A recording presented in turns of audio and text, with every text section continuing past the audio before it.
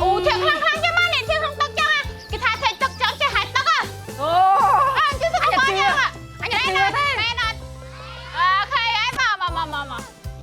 យើងតាមអង្គការសុខភាពពិភពលោក WHO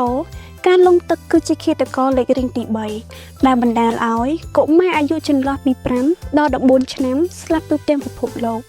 ហើយប្រទេសកម្ពុជាក៏ជាប្រទេសមួយដែលមានអត្រាលង់ទឹកខ្ពស់ជាងគេដោយសារតែសៀវអាយបានចូលប្រទេសនៅសោតនេតកម្មទាំងនេះក្នុងសហគមន៍យើងជឿជាក់ថាការដោះស្រាយបញ្ហាធ្ងន់ធ្ងរនេះត្រូវការចូលរួមពីសហគមន៍ទាំងមូលដើម្បីការពារការលង់ទឹកក្នុងសហគមន៍របស់យើងមានចំណុចសំខាន់មួយចំនួនដែលគួរចងចាំចាខ្ញុំសូមណែនាំដល់កូនទាំងអស់គ្នាចាបើសិនជាយើងទៅណាមកណាដែរយើងត្រូវប្រាប់ម្ដាយ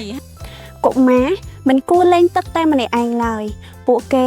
គួរតែមានមនុស្សពេញវ័យនៅជាមួយជានិច្ចដើម្បីអាចជួយបានក្នុងករណីមានអាសន្នម៉ែប្រអញថាម៉េចឯងលេងនៅទឹកក៏ឯងលេងនៅទឹកហ្នឹងនៅផ្ទះថាម៉េចក៏ឯងលេងនឹងចឹងតារាបបួលមកម៉ែមិនខ្ញែបួលកូននេះចឹងអេមកខ្លួនឯងណាណ៎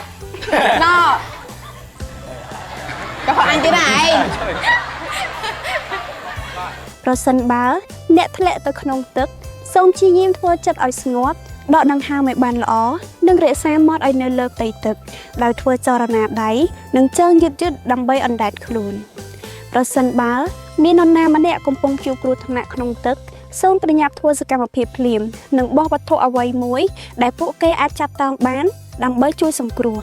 ប្រសិនបើនរណាម្នាក់បានលង់ទឹកសូមធ្វើការសង្គ្រោះបឋម CPR រហូតដល់ក្រុមគ្រូពេទ្យឬអ្នកជំនាញវេជ្ជសាស្ត្រមកដល់សូមអរគុណដល់ Philip Foundation ដែលបានផ្ដល់ថវិកាសម្រាប់គម្រោងសង្គ្រោះជីវិតនេះនិង Flow to Survive ដែលបានបង្រៀនបច្ចេកទេសអណ្ដែតទឹកដល់សហគមន៍របស់យើង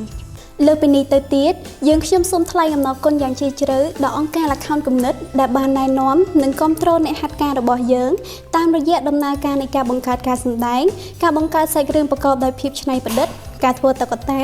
និងការបង្កើតបទចម្រៀង